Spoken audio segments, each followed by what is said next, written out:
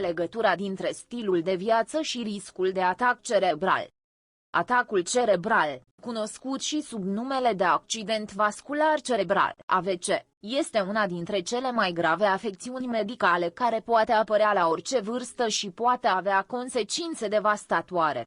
Stilul de viață joacă un rol important în determinarea riscului de a suferi un atac cerebral. În acest articol, vom explora legătura dintre stilul de viață și riscul de atac cerebral. Fumatul. Fumatul este unul dintre cei mai mari factori de risc pentru atacul cerebral. Nicotina din tutun poate duce la îngroșarea sângelui și la formarea de cheaguri de sânge, care pot bloca fluxul de sânge către creier. Fumătorii au un risc de 2 ori mai mare de a suferi un atac cerebral decât non-fumătorii. Renunțarea la fumat poate reduce semnificativ riscul de atac cerebral. Alimentația. O dietă bogată în grăsimi saturate și sare poate crește riscul de atac cerebral. Consumul excesiv de alimente procesate și fast food poate crește tensiunea arterială și nivelul de colesterol din sânge, ambele fiind factori de risc pentru atacul cerebral. O dietă echilibrată, bogată în legume, fructe, cereale integrale și proteine slabe, poate ajuta la reducerea riscului de atac cerebral. Activitatea fizică. Lipsa activității fizice poate crește riscul de atac cerebral.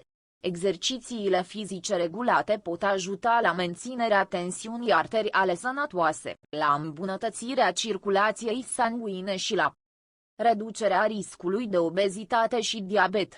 Oamenii ar trebui să încerce să facă cel puțin 30 de minute de activitate fizică moderată în fiecare zi. Consumul de alcool.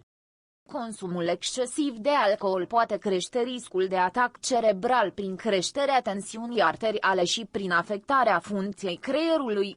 Consumul moderat de alcool poate avea beneficii asupra sănătății, dar excesul trebuie evitat.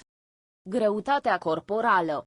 Obezitatea este un factor de risc pentru atacul cerebral. Persoanele supraponderale sau obeze au un risc mai mare de a dezvolta hipertensiune arterială, diabet și boli de inimă, toate fiind factori de risc pentru atacul cerebral. Menținerea unei greutăți corporale sănătoase prin alimentație echilibrată și exerciții fizice poate ajuta la reducerea riscului de atac cerebral.